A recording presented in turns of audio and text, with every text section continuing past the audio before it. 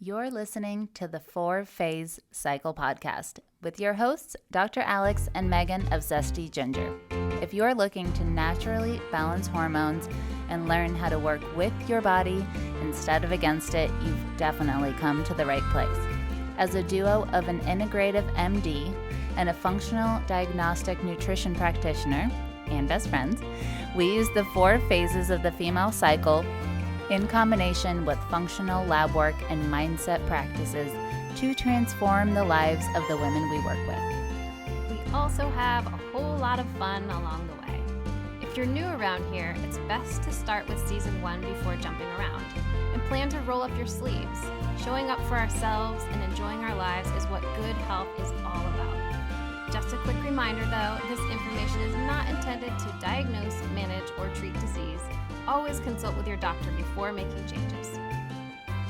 Hey there, friends. Welcome back to the podcast. I have an exciting update. We did a flash sale on Instagram this weekend of our fight or flight fix, and we're adding a bonus call. So this is going to be a bonus live call to learn some of my favorite hacks for getting over overwhelm and getting through and over anxiety. These are so powerful, yet so simple. So for any of you, we've decided to actually extend the flash sale since we got so many emails and questions saying, wait, I didn't see it. It wasn't available. I missed it. So we are going to extend this flash sale all the way through Sunday, the 30th, May 30th, 2021. So if you're interested in joining our Fight or Flight Fix, this is a 12-week do-it-yourself program. There's amazing ways to get into the parasympathetic that you go through 1 week at a time. We did 12 live calls back during COVID, so we have 12 different bonus calls and different experts. There's one specifically that Dr. Alex did that's a bunch of different physical tools, like how to move your hips, your eyes, your neck. Super simple things to tap into the parasympathetic, things that you can do while you're at work when people can't tell, things that you can do to just bring your heart rate down, to bring your body to get back into your body, since that is what we believe is the root of all health. Essentially being in parasympathetic more often than the sympathetic, the fight or flight state. So go check out Fight or Flight Fix. We will put the link in the show notes, and anyone who joins by May 30th, 2021, we are going to offer a bonus live masterclass on reducing anxiety and overwhelm. And as always, if you can't make it to the class, you will definitely get the replay. And we hope to see you there. Hi there, friends. Megan here, co-founder of ZESTY Ginger. Welcome back to the 4-Phase Cycle Podcast. We're so happy to have you here. Do you know how much we appreciate you all?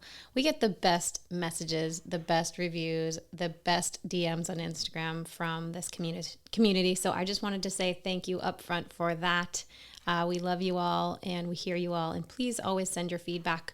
If you enjoy what you're hearing, we'd love for you to share with a friend, leave a review, send us a message. You can always email support@zestyginger.com. We'd be happy to chat.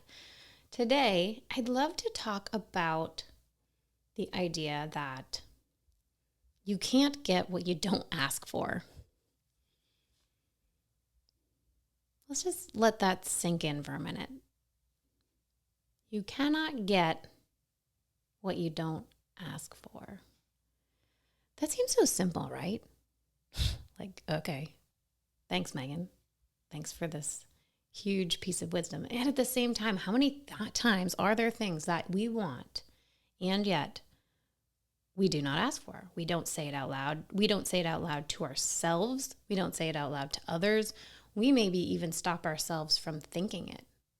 We've had many women in our programs who do not allow themselves to dream of the health they want. They do not allow themselves to imagine the body that they want or the baby that they want or running with legs that feel amazing, because there is a fear and a belief that, what if I go for this thing I want again and I don't get it? What if I say I want it and I don't get it? Then it will be a double failure. And I was like this too. I could not dream. You could not get me to dream what I wanted. I had the belief that oh, I don't want to put it out there. I don't want to say I want it and then not get it. That would be even worse than ever saying. And at the same time, that sounds so silly, right? If I knew that I could say I wanted something and then there was an 80% chance I could get it, but if I never said I wanted it, I'd never get it, right? Why not go with those odds? So I want to tell you a little story about the podcast episode that went live last week. That was my interview with the fabulous Byron Katie. If you didn't get a chance to listen to that, I would love to have you go back and check that out. She is a huge mentor of mine from afar. I have followed her work. It's changed my life a lot. I use it daily. It's one of the most simple practices to put into place. So go check out Byron Katie in our episode and thework.com. But I want to tell you a backstory about how that podcast came to life. I've had Byron Katie on my dream list of people to interview for a while, probably a year. So it was a big step for me to even write her name down. I did not at the time think that I would ever have her on the list. And it was an exercise from a mentor saying, just dream big. Who would you want to talk to? Who would you want to interview if you could just interview everyone? I wanted to interview Byron Katie. So I put her on the list and I didn't do much of anything beyond that and just kind of let it sit there for a year. And after a year, I had been doing some deep, deep belief work, some digging into my unworthiness, feeling of unworthiness. What can I ask for? What can't I ask for? And started to realize that I am worthy of everything and anything I want. The only thing stopping me is my belief that I am not worthy of it. I am worthy of going for everything and anything, of all the abundance, of all the love. And it is there. And I started to actually feel this realization in my bones and in my body and practice it. So with this new realization, one day I said, I'm going to pitch to Byron Katie to be on my podcast. And the funny part about it is in our groups and, in general, you'll hear people like take massive action. And to me, that always sounds so big, like, oh, that's going to be a lot of work to take massive action and there's going to be a lot involved. And the funny thing is really most of the time it's our beliefs. Just getting over those beliefs is then when you can tip into this land of taking action. And the action, once you shift the beliefs, isn't always that massive. Because for me, the massive action was clicking on a website, on her page, and filling out about 4 lines of why I thought she should be on our podcast and hitting send. That was it. And guess what? Her team responded very promptly within a week or two and said, Byron Katie would love to be on your podcast. And that's when I got to celebrate. It was the coolest moment. It was so cool just because I love her and it was an amazing conversation and such a surreal moment for me to be talking to her. I think the even bigger lesson came from the fact that the only thing stopping me from getting something I wanted was asking. And it was Byron Katie's own 4 questions that got me to the place of asking. Her very first question is that true? So the belief was that I can't ask Byron Katie to be on my podcast. And is it true? It wasn't true. And then as I went through and how do I feel when I believe that? I feel withdrawn. I feel like I won't put myself out there. I don't feel good enough. It's not a great place to be. And how would I feel if this thought were not true? I'd feel amazing. I'd just go ahead and reach out to her and be like, hey, Byron Katie, you want to be on my podcast? And I did, and she agreed. What if it were this easy? I know a lot of you are probably thinking right now, well, it's that easy for you, Megan, or it's that easy for that, but it's not that easy when it comes to my health or my job or my partner or my whatever. And maybe it's not, and maybe it is. We only get to find out if we just take the time to ask. I remember hearing about statistics around women applying for jobs and that most women will not apply for a job unless they feel 100% qualified to do everything listed in the job description. right? So they'll read through and they'll say, well, I know I'm a great fit for this, although there's about 2 things on there that I just don't know how to do, or I've never done, or I don't feel 100% adequate in, and then will not apply. Whereas men were much more likely to just apply no matter how far of a stretch it was, just apply and see what happens, right? They're like, no, I can't do any of that, but I'm a great fit and I learn easily.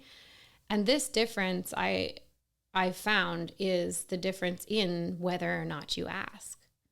And then once you ask, you are more likely to get no's, right? And that was the fear. The fear for me was of the no, of this rejection and what it would mean. Until I was able to reframe that anytime you get a no, you're actually getting closer and closer to your goal. Some of the people who have really, really successful books and actors and people in the world that you may look up to, if you actually listen to their stories, there are a lot of no's behind that one yes that they finally got. And each of those no's just can get you a little bit closer and a little bit closer and a little bit closer. So I find it so fascinating that this happens in health as well. We might feel like, oh, I tried that and it didn't work, so therefore I'm a failure, or therefore my health will never get better, or therefore this practitioner failed me, this plan failed me. And what if that no is just getting you one step closer to the actual yes? That no is getting you closer to where you want to be, closer to being aligned with finding the perfect person that's going to lead you to the next step, trusting your inner intuition that's going to lead you to the next step, whatever it is. Knowing that something not working is just a course correction. It means nothing about your worthiness. It means nothing about the plan. It means nothing about the practitioner or the protocol. It's just that you are pulling in data and now you have some more data. So there's 2 different kinds of manifesting that we love. And this with Byron Katie, right? This was, I put it on the list. I really imagined it happening. One day I really worked on the beliefs to get to the point of asking, and I took massive action. And there we are. She's on the podcast. The other kind of manifesting that feels even more fun is when you put something on the list, you work through your beliefs, and you feel so aligned with an opportunity that then it shows up in your lap. Like it comes to you.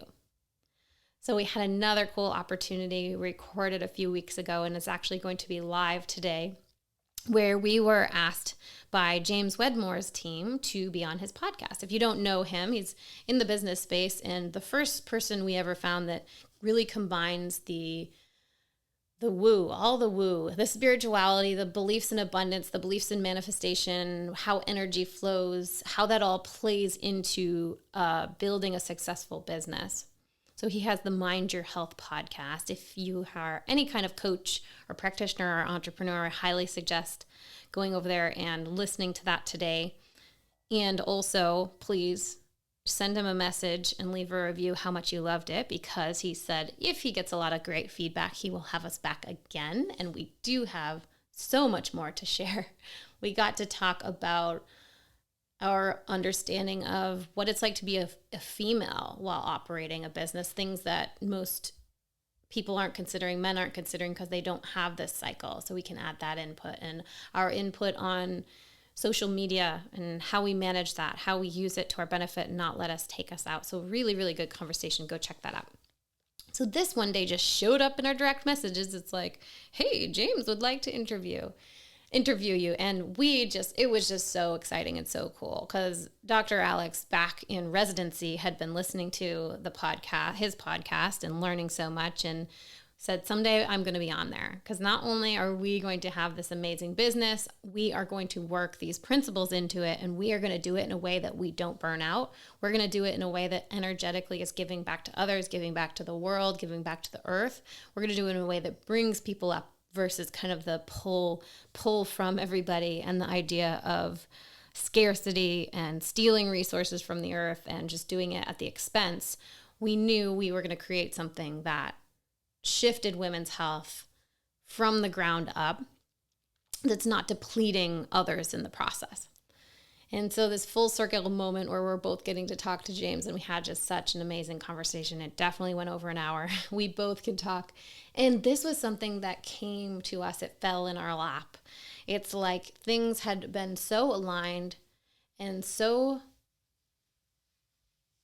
just finally the belief piece of it had come together. We really do both feel worthy and know we have something to offer. And that is when it came to us.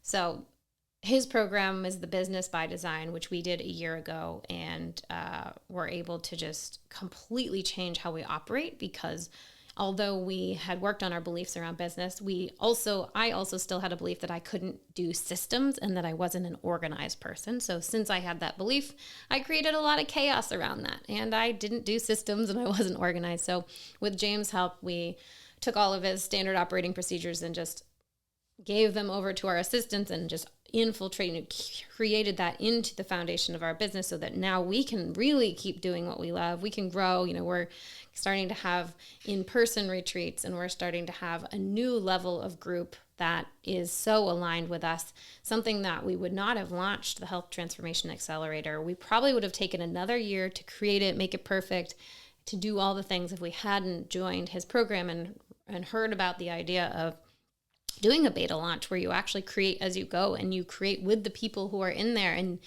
they help you make it exactly what everyone wants, versus the idea of creating something in your own head, recreating it, making it what you think is an A+, and then going to offer it and realizing that's maybe not even what's the most helpful. So all these things were so helpful in just shifting our belief around business and our belief around how things can work well. And now we are systems people, and now we have the system. So again, it comes back to this: you just can't get what you don't ask for. So until I sat down and said, how can I become a systems person? Or how can I do this in a way that I don't have to be the systems person? And I asked that question, and with that question came a great answer. Here came a perfect program that handed me the systems, handed me the blueprint. And we applied it. So that's the action piece, right? You can believe that you deserve it and then apply it. So I want you to look around in your life and just ask, where are you afraid to ask for what you want? Do you really feel you deserve good health, abundance, wealth? I would love for everyone to really look at their money stuff and what comes up about money and deserving, and that money is evil and money is going to create more problems, and look at that carefully, because we believe if we can get more women and men, since we work with women, in a really balanced, healthy state, we're now seeing them create really awesome businesses, coaching practices, and other kind of practitioners where they are bringing the same energy to women.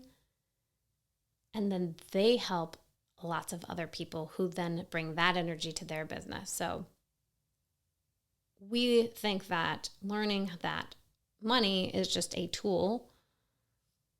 It's not evil. It's just a tool. It's like a knife. If you are going to create an amazing, delicious meal, you will need a knife to chop up your vegetables, right? And a knife could also be used to really hurt somebody. So it's not that the tool is evil. It's the intention behind it. It's how it's used. So really good people, they tend to do really good things when they have a lot of money. And that is what we want more of. So if you all are open to a little task for today, I'd love you to go ahead and write down some things that you are going to ask for. Write down some things that you are going to ask the universe for, ask yourself for, ask your partner for, ask your friends for, ask anyone. Reach out and ask. And then please tag us and share what you asked, or send us an email and tell us how it went. And we'd love to hear if it was a little bit easier than you thought. Did you end up getting something that you didn't even think you were going to get because you asked for it? Maybe before you know it, you'll be having a conversation with Byron Katie or James Wedmore. Who knows? You don't know until you ask. So many things that once I've written them down, they have just actually happened. And so me opening up to being able to write things down, and I want to just share with you, there's plenty of things on my list that have not happened, and I don't beat myself up about that. I write things that are way, way, way out there. And I know they'll eventually happen. And so I don't beat myself up about the fact that they're on that list and haven't happened, because I'm watching other things slowly get pulled off the list. And I just thought it was so cool just to see that the only thing stopping me was this belief. And we see that when people are interested in our groups like Healthy Hormones or Health Transformation Accelerator, the only thing really stopping them is this belief like, yeah, but what if I can't get help? What if this is just like everything else I've tried? What if I'm not worthy? Or they don't believe that they should spend money on themselves. I only spend money on the kids. I only spend it on the house. I only spend it on things that you have to do. So I challenge you to look at these beliefs. We had to look at them pretty hard, and they were uncomfortable. And at the same time, working through them has shifted everything for us and how we view what we do and what we don't do, what we're worthy of, what we're not, right? All up here in the brain, all made up by our minds. Alrighty, I hope that this has stirred up some thoughts for you. We'd love to hear what you're going to ask for. For those of you who are in the business entrepreneur space, please reach out and share your stories. We have some events and some things coming up. So I will put a link in the show notes if you want to come join our text update list for if we're doing another Health Coaches Connect meeting that we had on Zoom recently, or if we're offering something or sharing some free guides. We have lots of resource for the female entrepreneur to really get on track with getting into phase with their cycle and using it to their advantage. So come on over, check out the links in the show notes, and we will see you next week. Thank you so much for being here. Thanks for coming out to hang with us on the podcast. It is our goal to transform the way women are treated in healthcare. And we need your help. We need your help to get the word out. We have a lofty goal of 1 million downloads. And we know that as this podcast grows, we're going to be able to reach more women, get more amazing speakers for you, and bring the most cutting-edge information. If you found these podcasts helpful, please take a moment to text 5 women you know the link to the series. We appreciate your help so much. Can't wait to see you next time.